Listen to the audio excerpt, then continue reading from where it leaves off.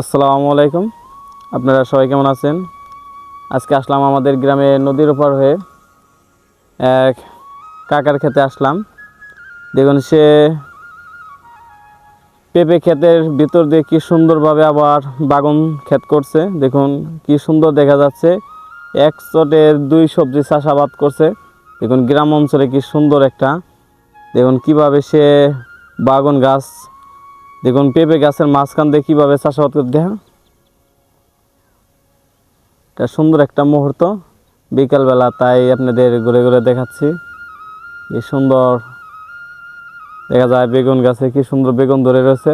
দেখুন কি সুন্দর গাছে বেগুন ধরে রয়েছে। দেখুন কি সুন্দর দেখা যায়, কত বড় বড় বেগুন গাছে। দেখুন একটা ছোট একটি গাছে কি পরিমাণ বেগুন ধরেছে। দেখুন একটা, দেখুন এই যে একটা গাছে কতটি বেগুন ধরে, তাই আপনাদের দেখাই ঘুরে ঘুরে। দেখুন সে একচোটে পেঁপে খেতে দেখুন বেগুন গাছ লাগাইছে, কি সুন্দর দেখা যায়।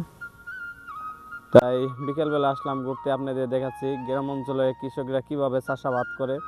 দেখুন ফসল কি সুন্দর একটা, দেখুন কি সুন্দরভাবে সে বেগুন গাছে, দেখুন কি সুন্দর বেগুনগুলো ঝুলে ঝুলে রয়েছে। সুন্দর একটা মুহূর্ত বিকালবেলা আপনাদের দেখাচ্ছি। দেখুন একচোটে দুই সবজি পেঁপে চাষ করছে, পেঁপের পরে দেখুন পেঁপের মাঝখান দিয়ে আবার বেগুনও চাষ চাষ করছে।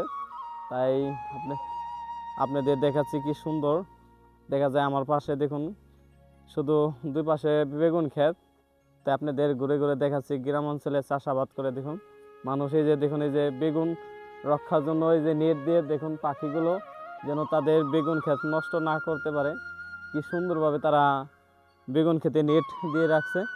দেখুন এই যে পাখিগুলো যে যে বাগানগুলো নষ্ট না হয় তার জন্য তারা নেট দিয়ে রাখছে। দেখুন কি সুন্দর দেখা যাচ্ছে।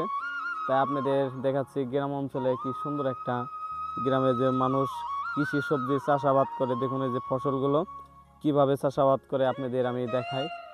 দেখুন সুন্দর দেখা যাচ্ছে, গাছে গাছে কি সুন্দর পরিমাণ বেগুন ধরছে। দেখুন